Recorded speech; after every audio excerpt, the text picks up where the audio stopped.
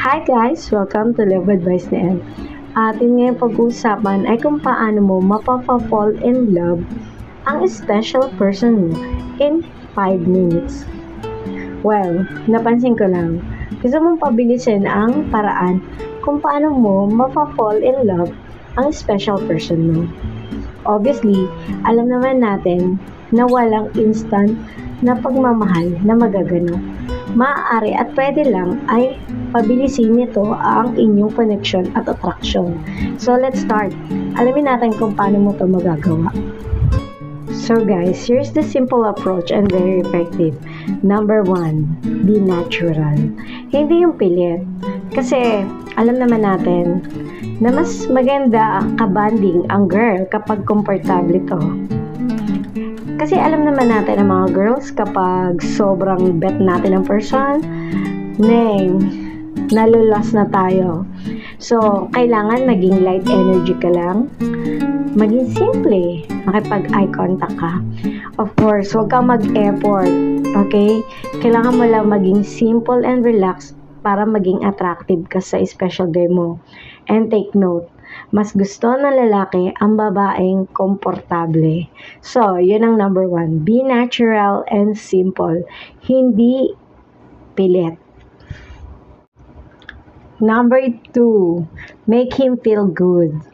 Hindi yung makikinig ka lang, tapos oo ka lang ng oo. Kasi napaka-nonsense mo talaga nun. Alam mo yun, napaka-boring mong kabanding. So, kailangan at least may conversation, huwag naman over. I-appreciate mo siya. Like, habang nag-usap kayo, sasabihin mo siyang, I like the way you think. You know, yung ganon. Parang pinupuri mo siya a little bit. Para naman magkaroon kayo ng medyo dating sa isa't isa. Mas lalo kung first date nyo to, nako, you need to make a simple effort para magstay kasama ng special person mo. Lalo na yung girls. Okay? Para mag-crave siya sa attention mo.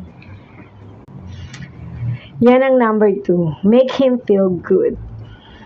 Number 3. Don't give everything. Put a little mystery. Kasi obviously, ang guys ay hunters. They want more.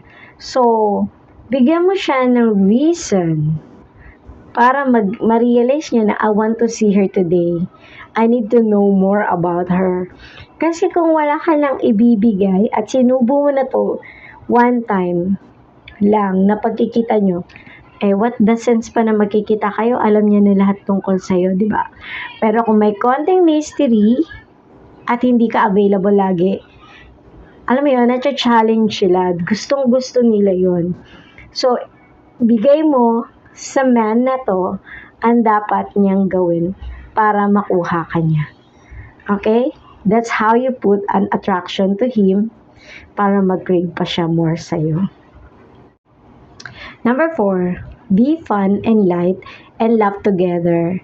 Alam niyo guys, lalo-lalo na sa date, huwag tayong magpapa-take over sa emotion natin dahil sobrang gusto natin siya.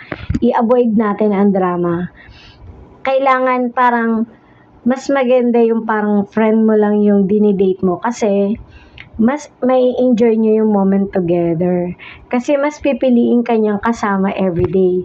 Unlike ng full of drama ka, of course, sino ba naman ang gugustuhin kasama yung madrama sa buhay? Madidrain mo yung energy niya.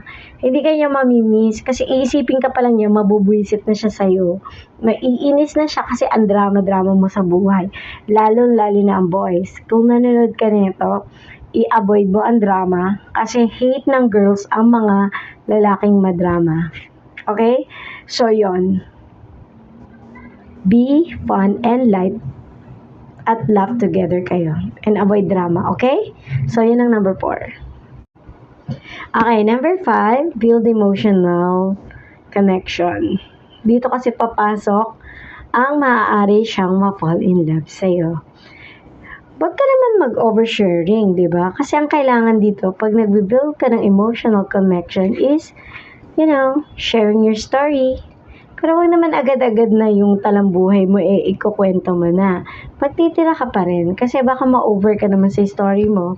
Ma-turn up tong special person mo, di ba? Of course, pag sinabing sharing story, ask him, tapos i-ask ka niya.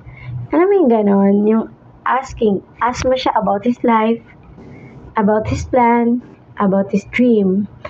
Para, alam mo yun, magkaroon kayo ng topic at hindi nyo na-imagine or napapansin na nagiging light na yung inyong conversation at nagkakaroon kayo ng fun kung if ever may mga nakakatuwa kayong mapag-uusapan.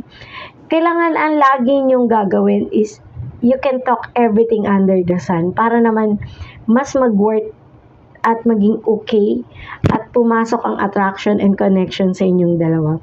Dito kasi magbi-build ang love. At pag na-build ang connection na yun, dito papasok ang cravings, love, and relationship.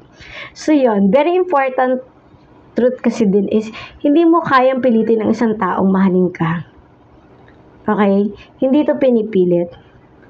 Pero kaya mong gawa ng paraan to para ma-develop siya sa paraan na tama. Okay? Like, kunin mo siya through develop.